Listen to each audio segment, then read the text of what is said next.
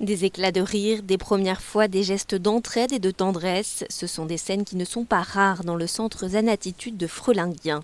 Depuis son ouverture il y a 7 ans, Laurent et son associée Corinne proposent de l'asinomédiation, autrement dit une thérapie avec des ânes. 28 groupes de personnes déficientes passent tous les 15 jours un moment privilégié avec ces animaux réputés pour être particulièrement doux, câlins et tolérants. Des caractéristiques qui lèvent les barrières entre l'animal et l'humain et rendent la thérapie possible. La force de l'âne en fait est liée à sa paisibilité et à sa sérénité. Alors, comme tous les animaux, la médiation animale se base sur le fait qu'on n'ait pas de jugement, qu'on soit dans des relations très saines.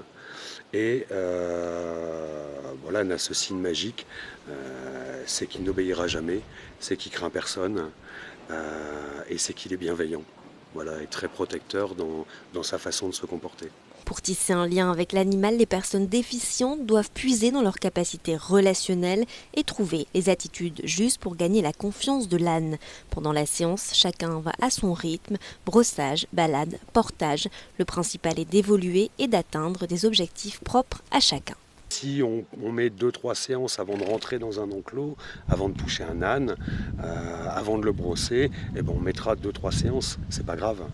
Le tout c'est qu'une évolution se fasse et qu'elle se fasse au rythme de la personne qui en profite. Certains vont acquérir une meilleure confiance en eux, d'autres vont apprendre à s'intégrer à un groupe. Les résultats de la thérapie sont multiples.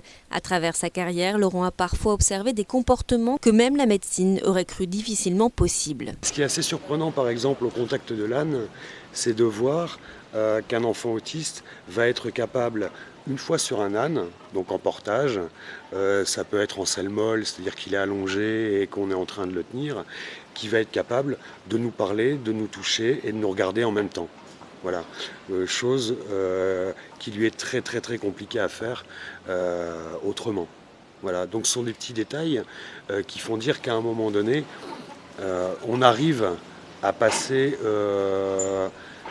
au-delà en fait de ces comportements caractéristiques de l'autisme par exemple. Et je pense que l'âne est magique pour ça. En dehors de son rôle thérapeutique, l'âne est également une source de bonheur pour les familles. Le centre est ouvert au grand public tous les mercredis, samedis et dimanches après-midi.